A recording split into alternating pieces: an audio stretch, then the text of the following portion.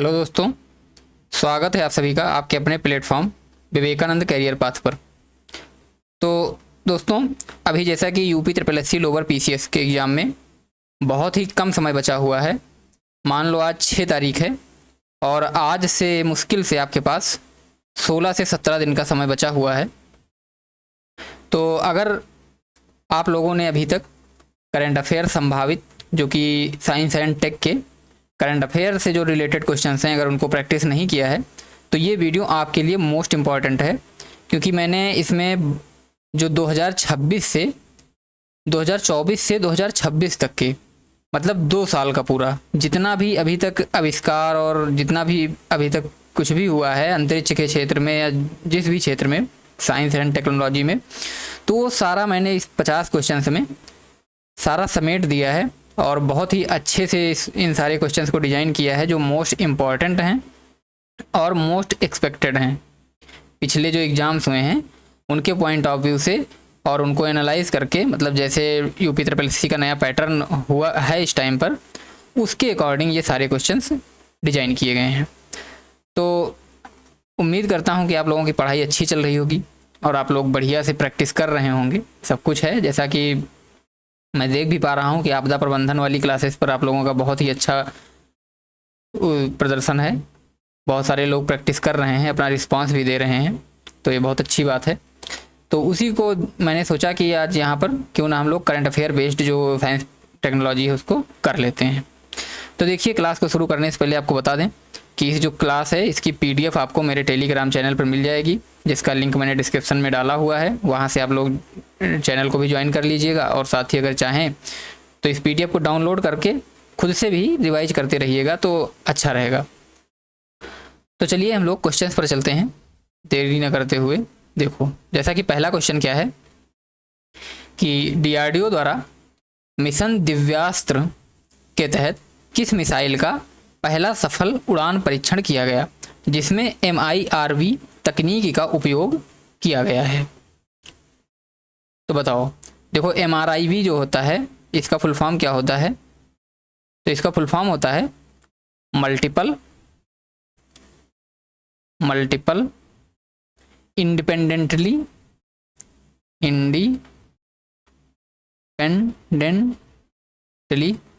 Spelling में कुछ mistake हो सकती है, आप लोग देख लीजिएगा। Independently targetable re entry vehicle. ठीक है, क्या होगा?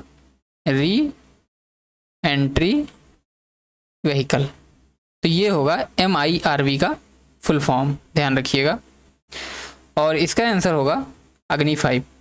देखो क्या है कि मिशन दिव्यास्त्र के तहत स्वदेशी रूप से विकसित अग्नि 5 मिसाइल का परीक्षण किया गया। इसमें मल्टीपल, देखो यहाँ पे लिखा हुआ भी है, multiple independently targetable re entry vehicle यानी MRIV तकनीक का इस्तेमाल हुआ है, जिसमें एक ही मिसाइल कई अलग अलग लक्ष्यों को भेज सकती है।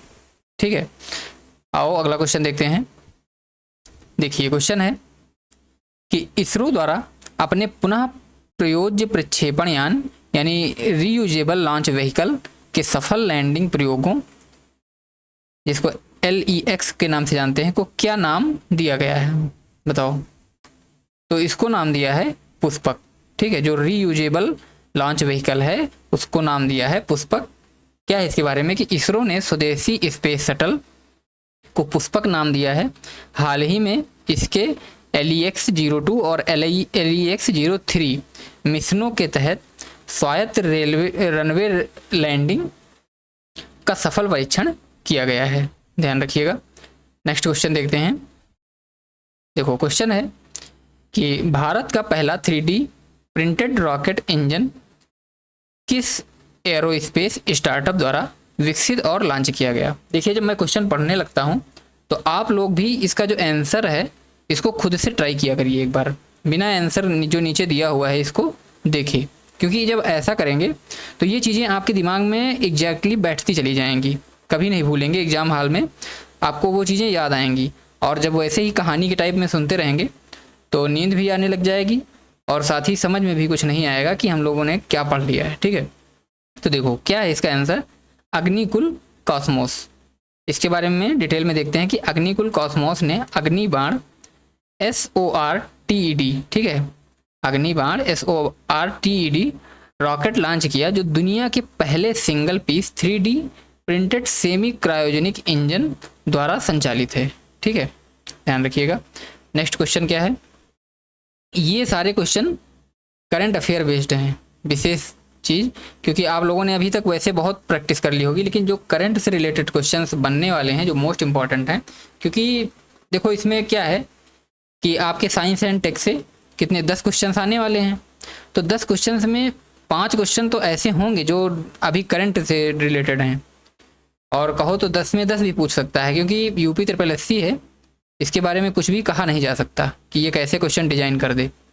तो जो करंट में घटनाएं घटित हो रही हैं जो साइंस टेक से, उनको भी पढ़ना बहुत ज़रूरी है। तो देखो क्वेश्चन क्या है कि भारत सरकार ने भारतीय अंतरिक्ष स्टेशन का पहला मॉड्यूल स्थापित करने का लक्ष्य किस वर्ष तक रखा है। मोस्ट इंपॉर्टेंट क्वेश्चन है, मार्क कर लीजिएगा।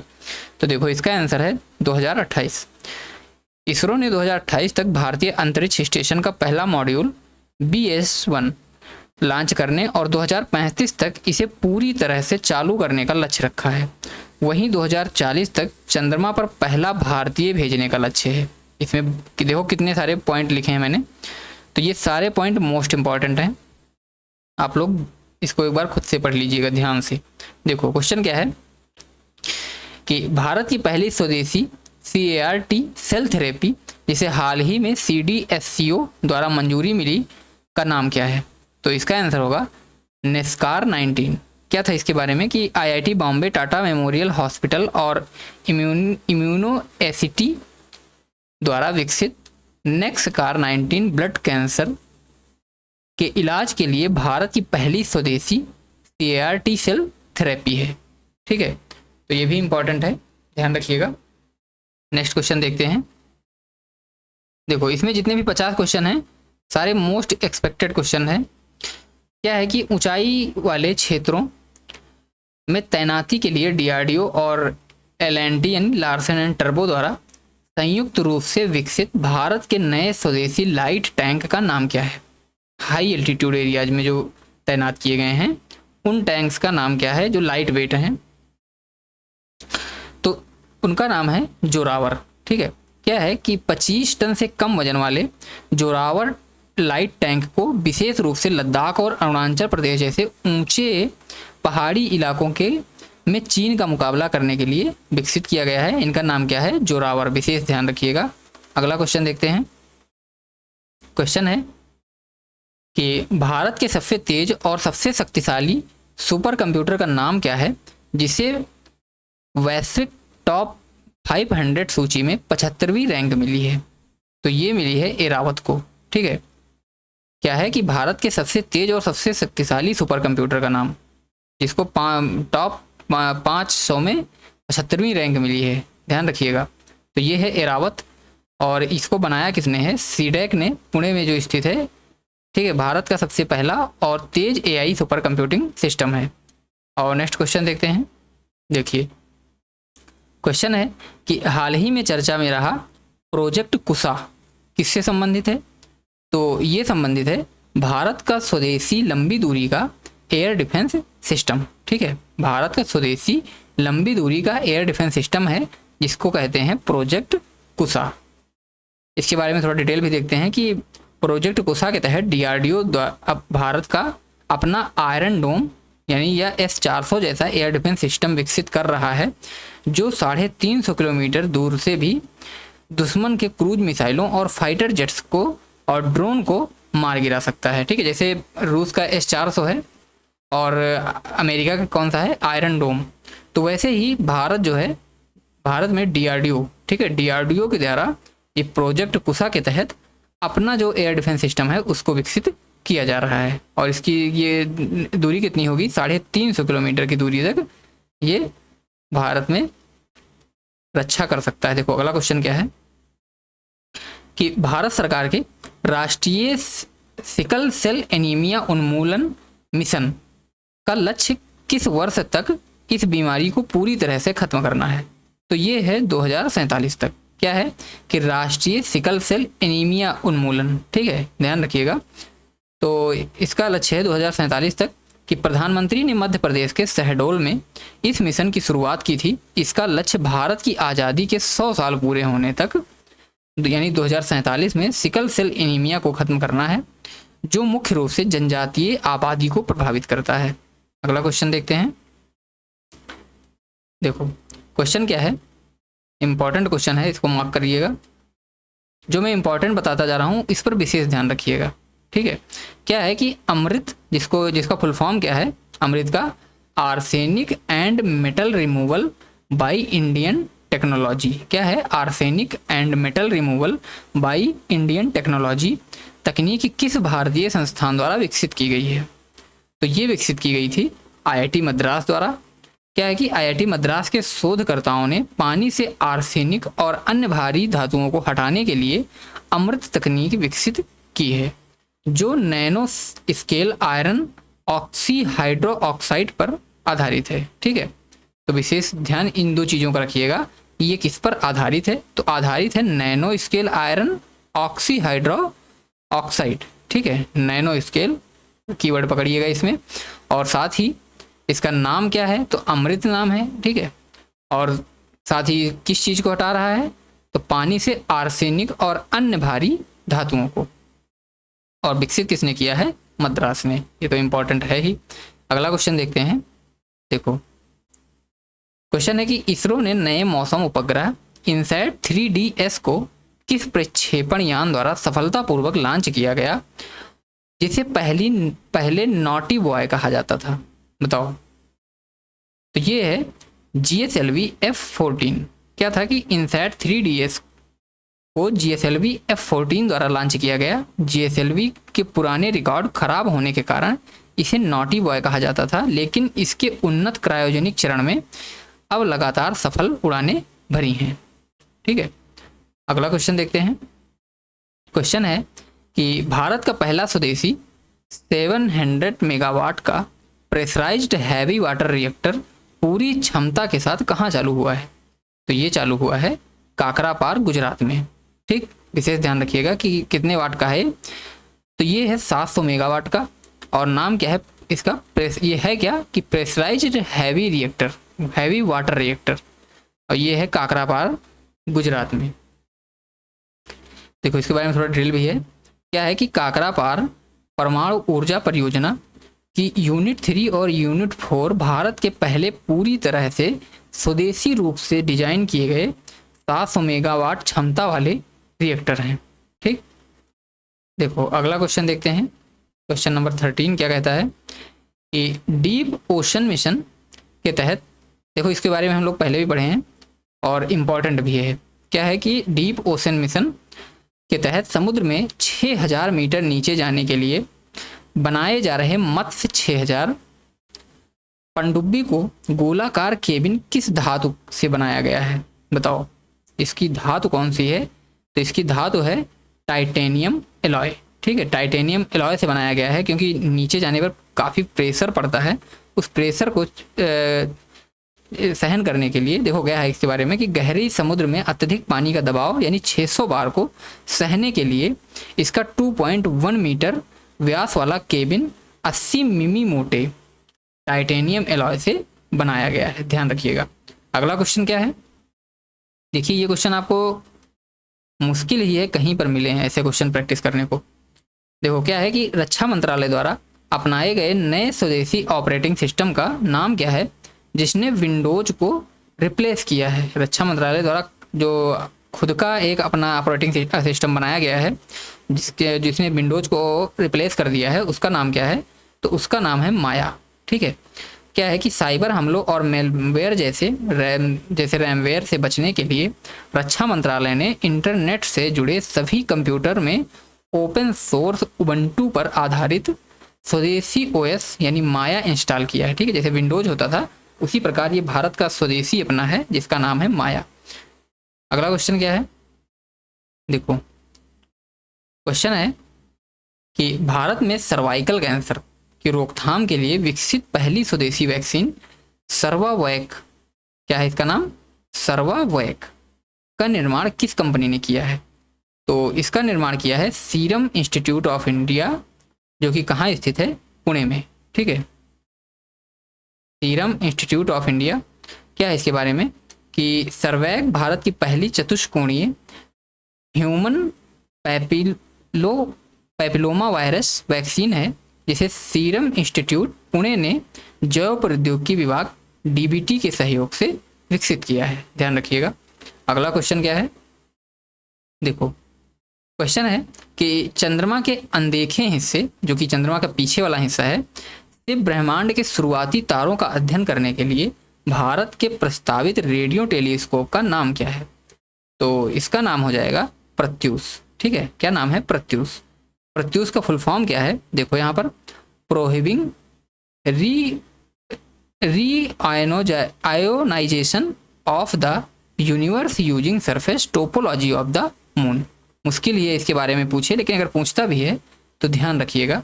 तो है क्या कि रमन रिसर्च इंस्टीट्यूट और इसरो का एक संयुक्त रेडियो टेलीस्कोप प्रोजेक्ट है, जिसे चंद्रमा की रक्षा में स्थापित किया जाएगा।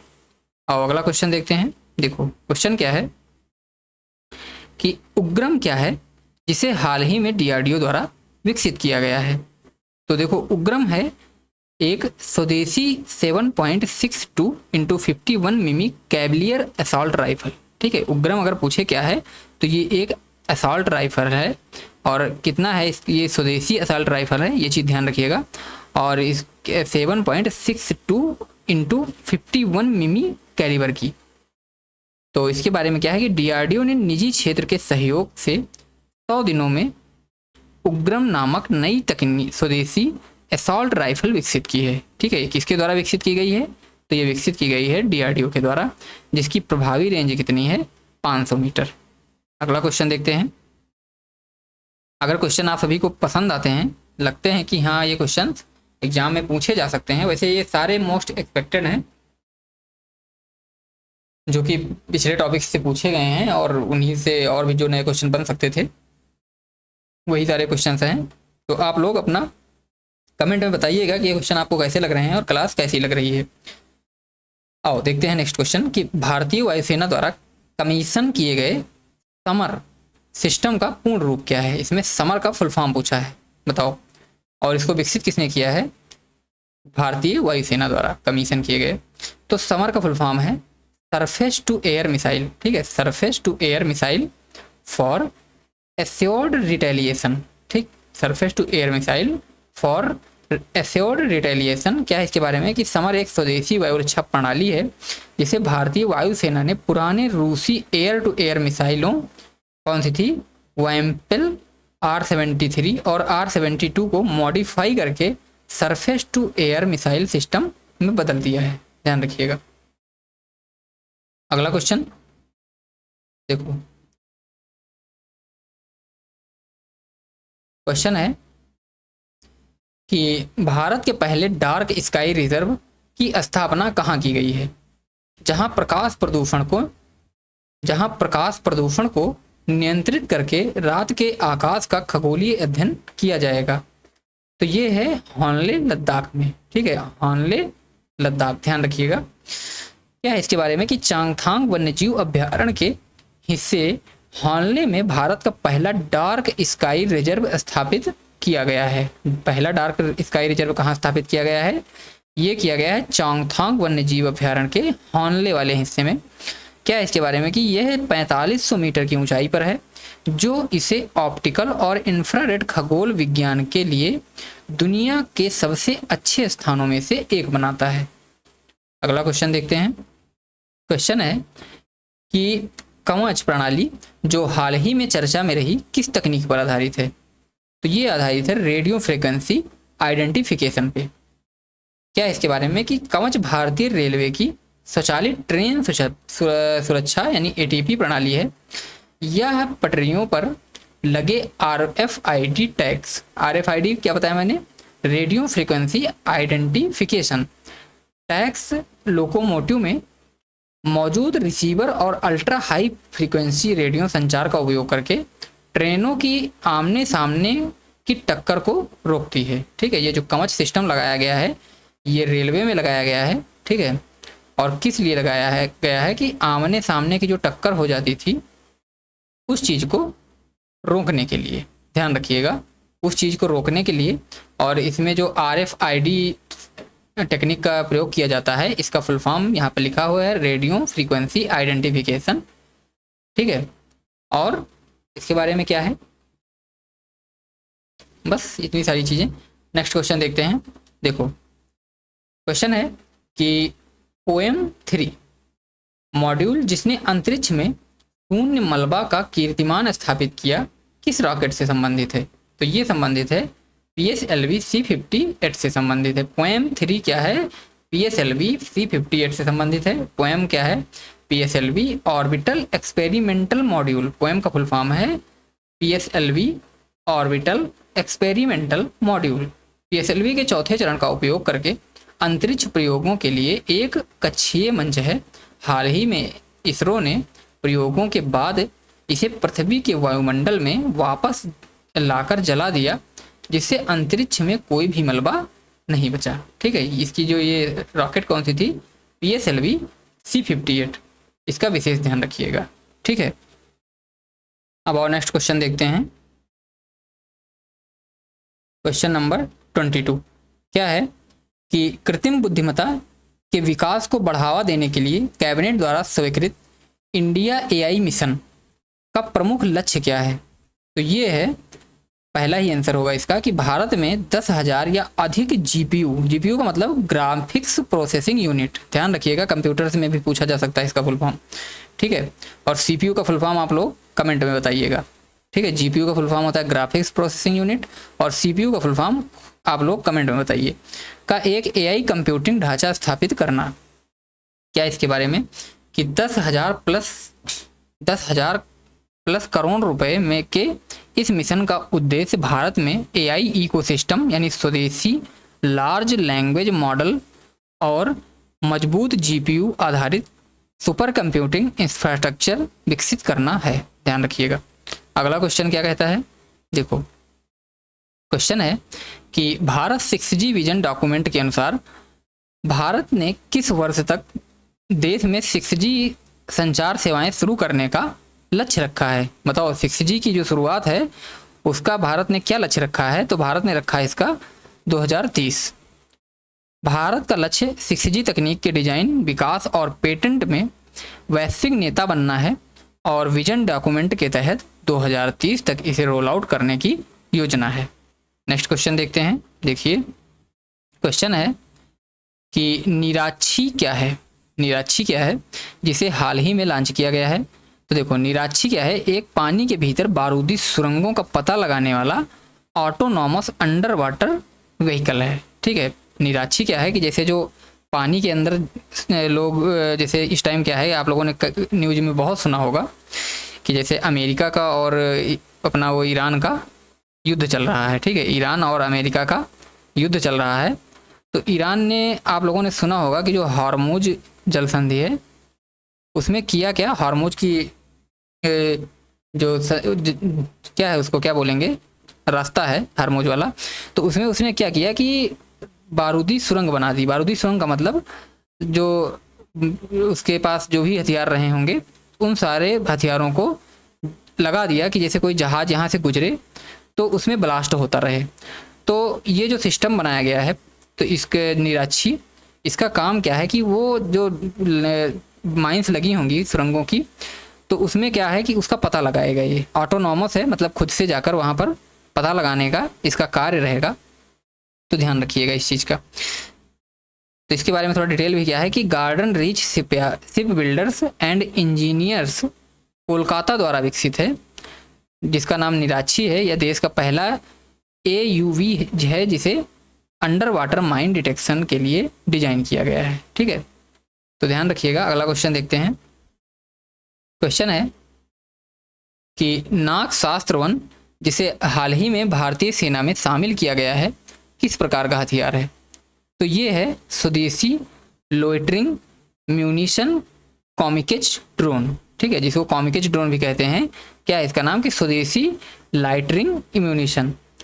देखो इसके बारे में क्या है कि नागास्त्र वन भारत का पहला स्वदेशी लोइटरिंग म्यूनिशन यानी सुसाइड ड्रोन है जिसे सोलर इंडस्ट्रीज नागपुर ने विकसित किया है। यह दुश्मन के ठिकानों पर हवा में मंडराकर सटीक हमला कर सकता है। ठीक, अगला क्वेश्चन है कि भारत का पहला 3D प्रिंटेड डाकघर किस शहर में स्थापित किया गया है? बताओ इसका आंसर क्या होगा।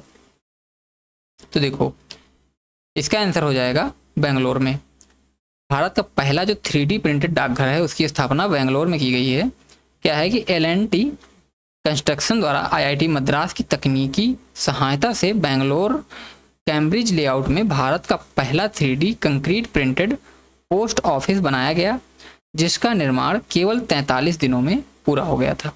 अगला क्वेश्चन है कि राष्ट्रीय हरित हाइड्रोजन मिशन के तहत 2030 तक प्रतिवर्ष कितनी हरित हाइड्रोजन उत्पादन क्षमता विकसित करने का लक्ष्य है? तो ये है 5 मिलियन मेट्रिक टन। ठीक है, 5 मिलियन मेट्रिक टन है इसका।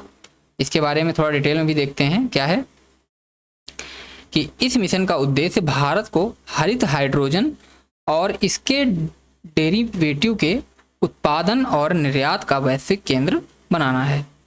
नेक्स्ट क्वेश्चन क्या है देखते हैं। देखो कि इसरो द्वारा लॉन्च किए गए एक्सपोसैट मिशन का प्राथमिक लक्ष्य क्या है?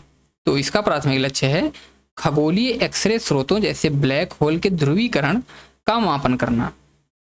कि भारत का एक्सपोसैट नासा के IXPE के बाद दुनिया का दूसरा ऐसा सैटेलाइट है जो पल्सर ब्लैक होल और न्यूट्रॉन सितारों में आने वाले एक्सरे मिशन की पॉलीरिमेट्री का अध्ययन करेगा। ठीक, तो इसका नाम क्या है? एक्सपोसैट। अगला क्वेश्चन देखते हैं, क्वेश्चन नंबर 29। क्या है कि ASMI क्या है? ASMI क्या है जिसे DRDO और भारतीय सेना ने मिलकर विकसित किया है? तो ये है एक भारत की पहली स्वदेशी 9mm मशीन पिस्तौल। देखो ASMI एक 9x19mm मशीन पिस्तौल है जिसे सेना के आयुध कोर और ARD पुणे द्वारा 100 मीटर की रेंज में इस्तेमाल करने के लिए डिजाइन किया गया है। नेक्स्ट क्वेश्चन, मैत्री सेकंड। देखो मैत्री, एक सेकंड, क्या है कि मैत्री सेकंड परियोजना का संबंध भारत के किस वैज्ञानिक प्रयास से है? तो ये है अंटार्कटिका में एक नया और आधुनिक अनुसंधान स्टेशन स्थापित करना। ठीक है, जो मैत्री सेकंड है ये अंटार्कटिका में एक नया और आधुनिक अनुसंधान स्टेशन स्थापित करना है इसका का ये जो प्रयास है। और इसके बारे में डिटेल भी देखते हैं कि अंटार्कटिका में भारत का वर्तमान स्टेशन मैत्री पुराना हो चुका है। सरकार ने पूर्वी अंटार्कटिका में 2029 तक एक नया स्टेशन मैत्री सेकंड स्थापित करने की योजना बनाई है। ठीक है, जो पहला था उसका नाम था गंगोत्री। ठीक है, ध्यान रखिएगा, पहला नाम जो था उसका नाम था गंगोत्री। नेक्स्ट क्वेश्चन, भारत का पहला सेमीकंडक्टर फैब्रिकेशन प्लांट टाटा समूह और ताइवान की PSMC के सहयोग से कहाँ स्थापित किया जा रहा है? तो ये किया जा रहा है धोलेरा, गुजरात में। और अगला क्वेश्चन देखते हैं। देखो इसके बारे में डिटेल भी कुछ है। क्या? धोलेरा स्पेशल इन्वेस्टमेंट रीजन में भारत का पहला कमर्शियल सेमीकंडक्टर फैब स्थापित हो रहा है। ठीक है, अगला क्वेश्चन देखते हैं। देखो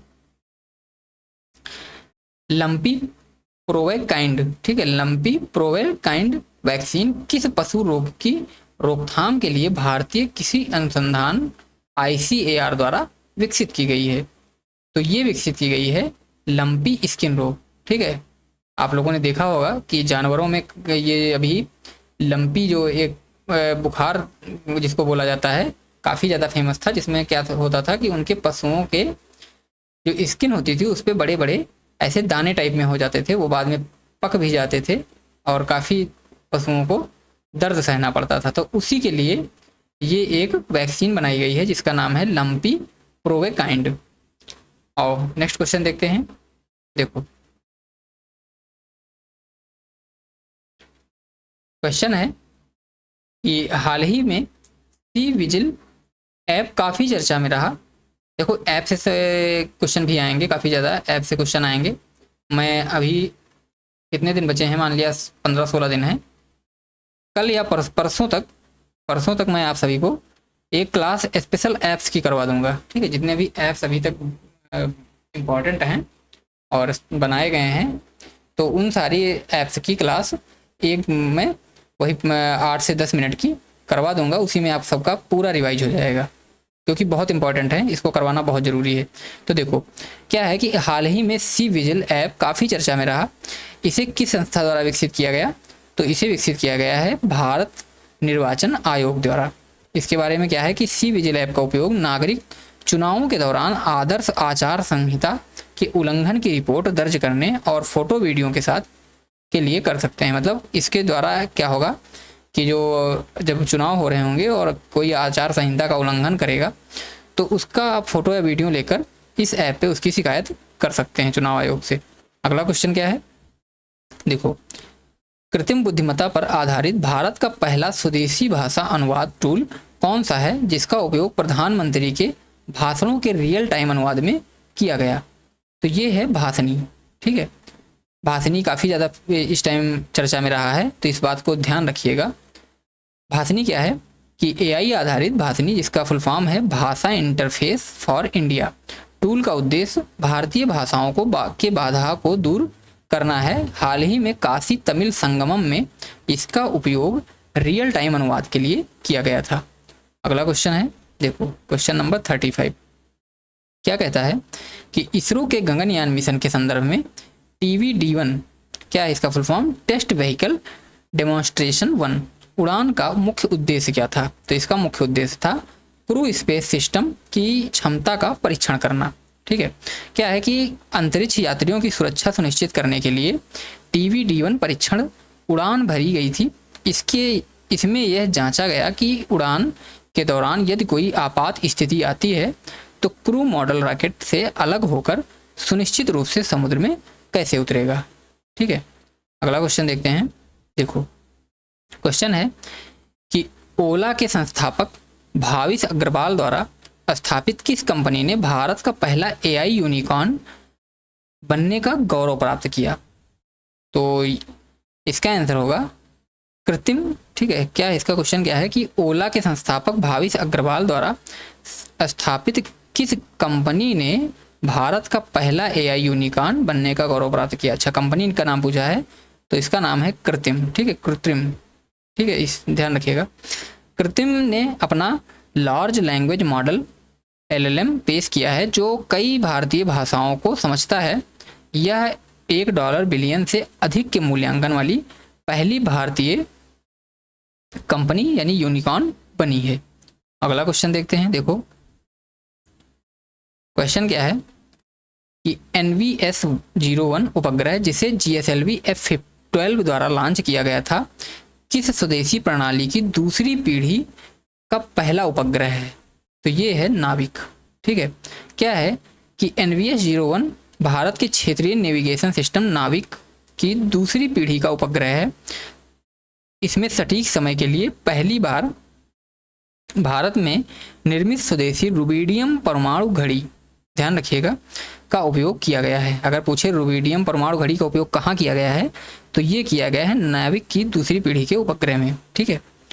अगला क्वेश्चन देखते हैं, देखो क्वेश्चन नंबर 38 क्या कहता है कि ग्राफीन एरोरा प्रोग्राम किस राज्य में लॉन्च किया गया है जिसका उद्देश्य इस चमत्कारी सामग्री के व्यावसायिक उत्पादन को बढ़ावा देना है, तो इसका आंसर होगा केरल।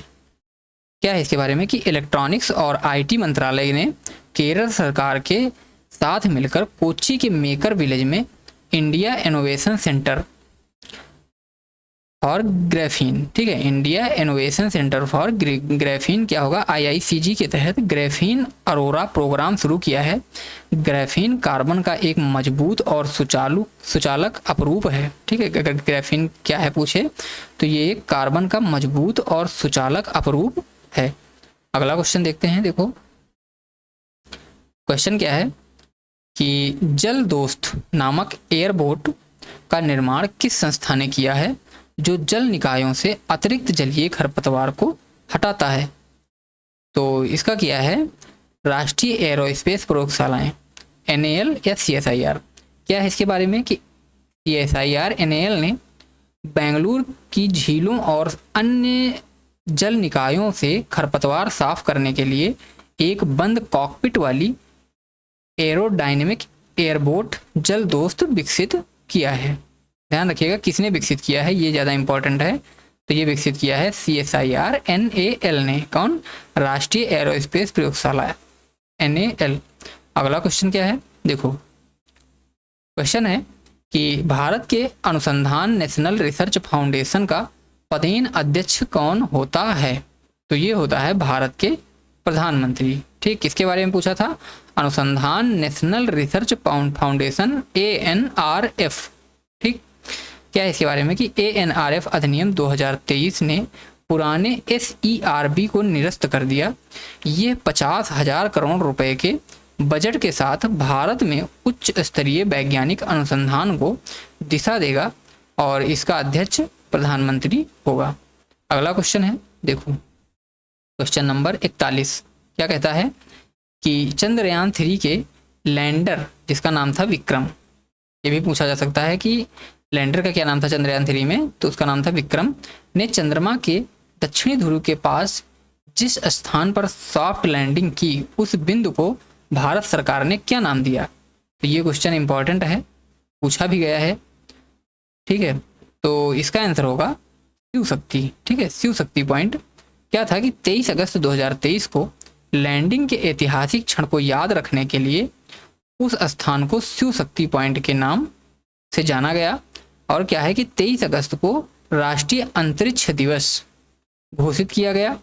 क्या है कि चंद्रयान 2 की क्रैश साइट को तिरंगा पॉइंट कहा गया। ठीक है, जो चंद्रयान 2 भेजा गया था इससे पहले, चंद्रयान 3 से पहले, तो जो वहाँ पे जहाँ पे वो क्रैश हो गया था, मतलब कि क्या हुआ था कि कुछ दूर वो वहाँ पे लैंड करने ही वाला था, लेकिन कुछ मीटर की ऊंचाई पर उससे कनेक्शन टूट गया और वो गिर गया था। तो जहाँ पर वो क्रैश किया था उस पॉइंट को बोला गया है तिरंगा पॉइंट। और जो चंद्रयान 3 है ये जिस पॉइंट पे लैंड किया था तो उसका नाम रखा गया है शिव शक्ति पॉइंट। इन दोनों चीज़ों को ध्यान रखिएगा।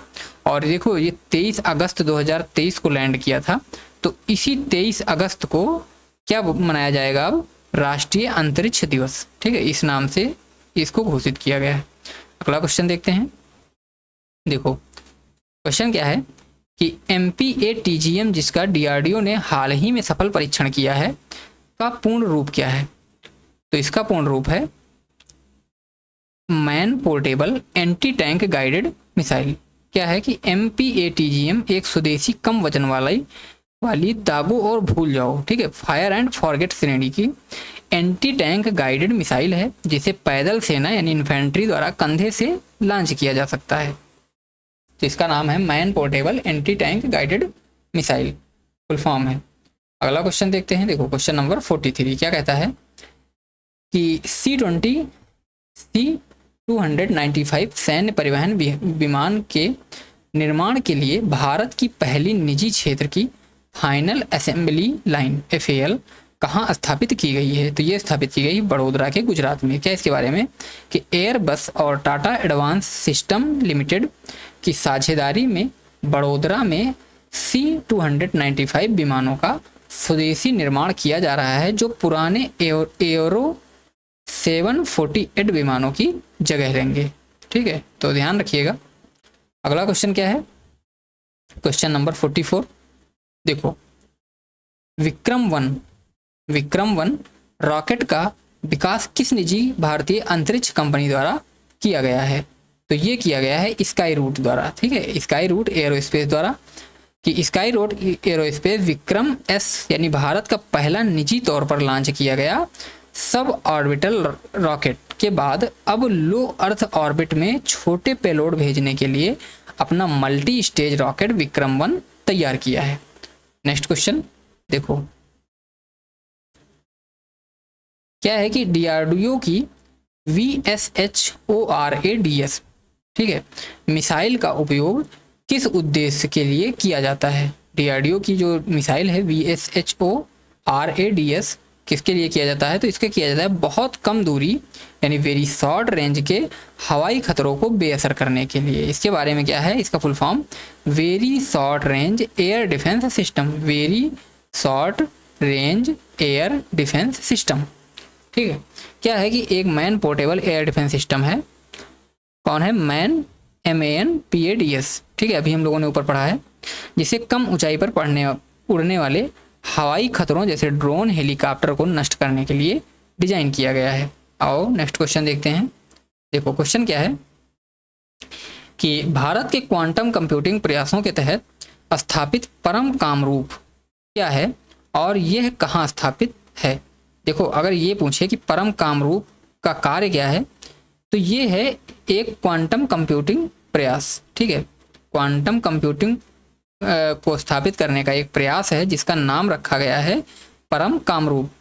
और ये कहाँ स्थापित है? तो ये है सुपर कंप्यूटर IIT गुवाहाटी।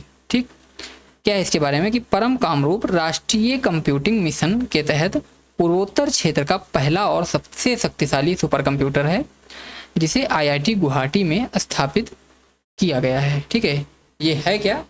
ये एक सुपर कंप्यूटर है परम कामरूप। क्या है? क्वांटम कंप्यूटिंग के प्रयासों को स्थापित करने के लिए इसकी स्थापना IIT गुवाहाटी में की गई है, ध्यान रखिएगा। नेक्स्ट क्वेश्चन क्या कहता है कि अमोघा थर्ड मिसाइल जिसे भारत डायनेमिक्स लिमिटेड ने विकसित किया है की मुख्य विशेषता क्या है? तो देखो इसकी मुख्य विशेषता है ये तीसरी पीढ़ी की fire and forget anti tank guided missile है। देखो पिछले जो एग्जाम्स हुए हैं उसमें ये फायर एंड फॉरगेट जो जितनी मिसाइलें हैं इनके बारे में बहुत पूछा गया था, तो इसीलिए मैंने इन क्वेश्चंस को ज़्यादा ऐड किया है। तो क्या है, अमोघा थर्ड जो है ये एक मिसाइल है जो फायर एंड फॉरगेट मिसाइल है, एंटी टैंक गाइडेड और तीसरी पीढ़ी की है। इसके बारे में देख लेते हैं कि एक man portable anti tank guided missile है जिसे टॉप और डायरेक्ट अटैक मोड दोनों की सुविधा है और इसे स्वदेशी तकनीक से विकसित किया गया है। अगला क्वेश्चन क्या कहता है? देखो क्वेश्चन है कि सागर संपर्क नामक प्रणाली जिसका उद्घाटन शिपिंग मंत्रालय द्वारा किया गया है मुख्य रूप से किससे संबंधित है? तो ये संबंधित है समुद्री नेविगेशन को सुरक्षित और अधिक सटीक बनाने के लिए। क्या है इसके बारे में कि सागर संपर्क एक differential global navigation satellite system है। यह समुद्री नेविगेशन में GPS त्रुटियों को ठीक करके जहाज़ों को बंदरगाह पर सुरक्षित नेविगेट करने में मदद करता है। नेक्स्ट क्वेश्चन देखते हैं क्या है। देखो क्वेश्चन है कि भारत की पहली स्वदेशी लंबी दूरी की रिवाल्वर का नाम क्या है जिसे AWEIL यानी advanced weapons and equipment India limited, कहाँ पर है ये? कानपुर, द्वारा विकसित किया गया है। ठीक है, AWEIL का फुल फॉर्म क्या है? एडवांस वेपन, ठीक है, एंड इक्विपमेंट इंडिया लिमिटेड। ठीक, और ये स्थापित है कानपुर में। देखो इसका आंसर होगा C प्रबल। ठीक, इस रिवॉल्वर का नाम क्या है? प्रबल। देखो प्रबल भारत की निर्मित पहली 3.0.32 बोर की रिवॉल्वर है जिसे साइड स्विंग सिलेंडर की सुविधा है, जिसमें क्या है? साइड स्विंग सिलेंडर की सुविधा है। इसकी मारक क्षमता 50 मीटर है जो सामान्य रिवॉल्वर से काफ़ी अधिक है। तो ये आज का लास्ट वन क्वेश्चन था। आज का लास्ट क्वेश्चन देखो, इसका आंसर आपको कमेंट में लिखना है। क्वेश्चन यहाँ पर लिखा है तो इसका आंसर आपको कमेंट में लिखना है। देखो क्या है क्वेश्चन कि JN1 और पिरोला BA 2.86 विज्ञान और स्वास्थ्य समाचारों में हाल ही में किस संदर्भ में चर्चा में रहे? क्या है क्वेश्चन, फिर से पढ़ते हैं कि JN1 और पिरोला क्या है? BA 2.86 विज्ञान और स्वास्थ्य समाचारों में हाल ही में किस संदर्भ में चर्चा में रहे? बताओ। तो ये चर्चा में रहे SARS-CoV-2 कोविड-19 वायरस के एक नए सब वेरिएंट के बारे में। ठीक है, ये जो ऊपर जिनका नाम लिया गया है JN1 और पिरोला, ये दोनों कोविड-19 के एक नए वेरिएंट्स थे, इसलिए चर्चा में रहे। क्या है कि ओमिक्रॉन जो आया था सबने सुना होगा, ओमिक्रॉन के बाद JN1 और पिरोला कोविड-19 वायरस के अत्यधिक उत्परिवर्तित सब वेरिएंट्स हैं जिन्हें WHO द्वारा वेरिएंट ऑफ इंटरेस्ट के रूप में वर्गित किया गया है। ठीक है, तो ये थे आज के टॉप मोस्ट एक्सपेक्टेड, क्या था, टॉप मोस्ट एक्सपेक्टेड 50 क्वेश्चंस। ठीक, आप लोगों को ये सारे क्वेश्चंस कैसे लगे कमेंट में बताइएगा, और अगर आप और भी ऐसे क्वेश्चंस की प्रैक्टिस करना चाहते हैं तो मेरे इस चैनल को सब्सक्राइब कर लीजिएगा और साथ ही बेल आइकन को प्रेस कर लीजिएगा। और आप सभी को एक नई सूचना बता दूं कि अभी जैसे आप लोगों ने देखा कि UPSSSC जो पेट 2026 का है नोटिफिकेशन है वो आ चुका है, तो इसकी प्रैक्टिस के लिए चाहे वो मैथ की प्रैक्टिस हो, चाहे GS की प्रैक्टिस हो, चाहे रीजनिंग की प्रैक्टिस हो, मतलब जितना भी सिलेबस में दिया हुआ है सारी प्रैक्टिस मैं इसी चैनल पे करवाऊंगा आप सभी को डेली एक क्लास। ठीक है, डेली आप लोगों को एक क्लास करवाऊंगा, और आप लोगों को तो पता होगा कि उसकी एग्ज़ाम डेट भी घोषित हो चुकी है, इसके अनुसार आपको बस ज़्यादा से ज़्यादा 2 महीने का समय मिला हुआ है। और इस बार कंपटीशन भी हाई रहेगा। कंपटीशन हाई का मतलब ये रहेगा कि जैसे अभी इस एग्ज़ाम के बाद वीडियो की तुरंत वैकेंसी आएगी, ठीक है, वो 2026 के पेट पे ही बेस्ड आएगी, तो इन उसमें जो शॉर्ट लिस्टिंग होगी कितनी 4000 के आसपास वैकेंसी शायद आने वाली है, 4000 या 4200-4400 के आसपास। तो उसमें जो शॉर्ट लिस्टिंग होगी तो वो आप मान के चलिए कि 94 से 98 परसेंटाइल के बीच में होने वाली है। मतलब 94 से तो कम पे मुश्किल ही है उसमें शॉर्ट लिस्टिंग हो। तो आप लोगों को मेहनत करके इस बार अच्छे नंबर लाना है, क्योंकि इस बार आप लोगों ने भी देखा होगा, आप लोगों में से कई आप लोगों के दोस्त होंगे जो लोग लोअर PCS की तैयारी कर रहे थे जब तक उसकी ये कट ऑफ नहीं आई थी, और लेकिन हुआ क्या, जब कट ऑफ आई तो वो लोग कोई 0.15 से कोई पॉइंट, मतलब बिल्कुल छोटे छोटे अंतर से बाहर हो गए। तो ये क्या था, अगर उनके थोड़ा और नंबर ज़्यादा होते तो वो लोग भी सिलेक्ट होते। तो वही है कि अभी देखो इसमें और भी अच्छे अब जो लोग वहाँ पर जैसे लोअर PCS में सिलेक्ट नहीं हुए तो वो लोग क्या इस पेट को हल्के में लेंगे? बिल्कुल नहीं लेंगे, क्योंकि वो लोग एक बार धोखा खा चुके हैं। तो इस बार वो लोग बहुत ही अच्छे से तैयारी करके और अच्छा परसेंटाइल करेंगे इसमें। तो आप लोग भी इस बात का ध्यान रखिए कि इस बार भी नंबर अच्छे लाना है। अगर आप लोग इस बार जैसे लोअर PCS दे रहे हैं तो आप लोग कैसे दे रहे हैं, नंबर अच्छे रहे होंगे तभी दे रहे हैं। तो इस बार जब नंबर अच्छे रहे होंगे तभी दे रहे हैं, तो अगले में भी नंबर अच्छे लाना है, क्योंकि आप लोगों को पता होगा कि इसका जब सेलेक्ट नहीं होता है कोई तो उसको क्या दर्द होता है, देखा होगा आपके आसपास कई लोगों ने। तो ये सब बातें हैं। तो मैं UPSSC पेट की जो 2026 की प्रैक्टिस है वो मैं इसी चैनल पे करवाऊंगा। एडवांस लेवल के क्वेश्चंस होंगे, साथ ही कॉन्सेप्ट और क्वेश्चन प्रैक्टिस सारा यहाँ पे आप लोगों को करवाया जाएगा।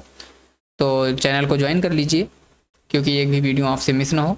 अब हम लोग मिलेंगे आपको नेक्स्ट वीडियो में, तब तक के लिए आप सभी से जय हिंद, जय भारत।